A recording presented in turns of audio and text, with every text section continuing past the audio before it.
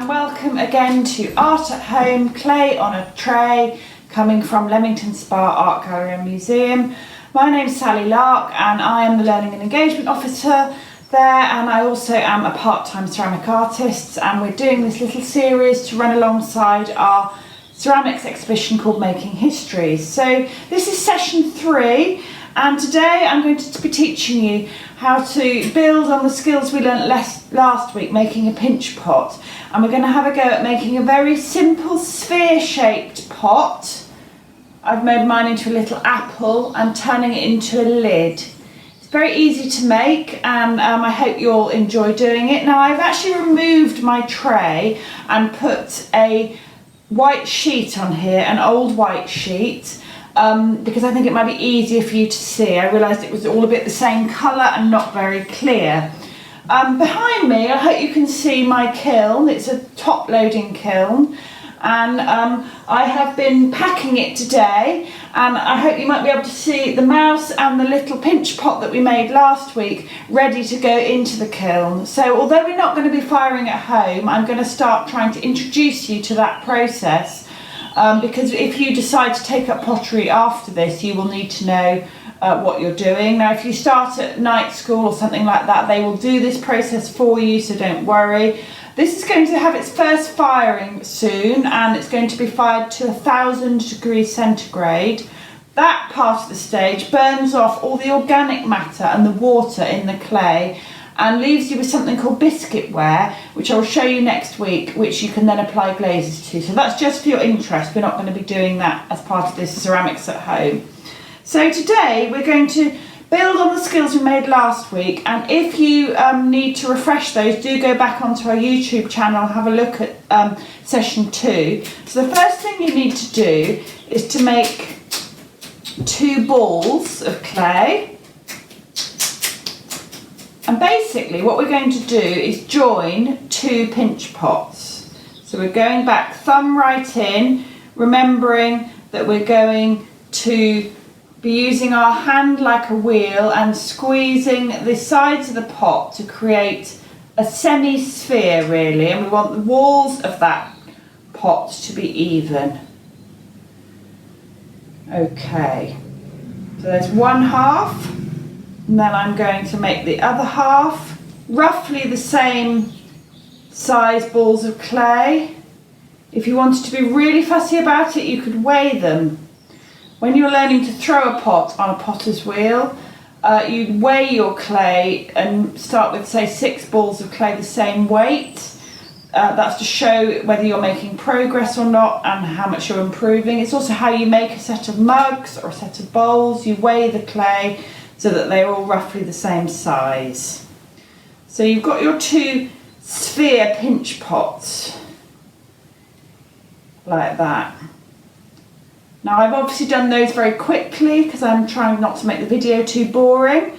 So now you've got to join those 2 spheres together. Now when you join them and the air is trapped in there, it will come quite strong and you can mould it into any shape you like. So joining the 2 bits of clay, I hope you remember this from Mr. Mouse, you use the scratch and slip method. Now I showed you originally how to do it with a toothbrush, but the more traditional way of doing it is to get a little ball of clay and fill it with water, and then to get a brush and stir around, and you basically make a little sort of slurry of clay called slip, and that's like a little pot of glue.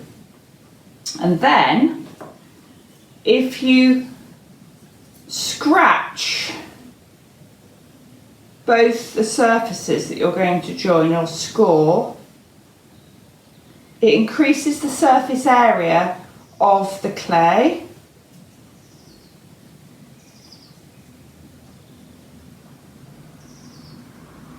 Then when you're ready to join, I haven't joined it all the way around because I'm just showing you quickly. You would obviously do this all the way around. When you're ready to join, you can join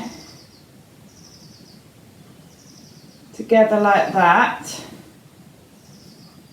Now you'll feel when you've got your whole ball of clay joined, because it will suddenly feel much stronger when you've got a pocket of air inside. Then you need to join and smooth all the edges like that. Now, like we did last week, you can then spend a bit of time getting your sphere so that it's really perfect, joining all the edges and then using a sponge, maybe dipped in water, to smooth.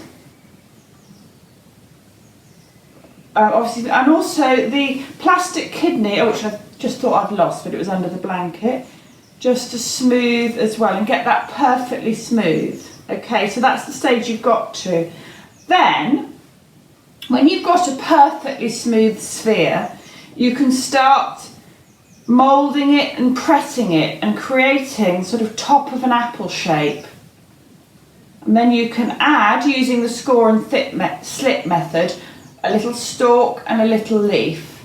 And then once you've got your fruit perfectly formed, if you want to, you can go in with a knife and cut round. And I find doing it in a wiggly shape helps you to join it better, or you could just do it at the top, or you could just put a hole in the bottom if you didn't want a lid, and you can create almost a little lidded pot like that.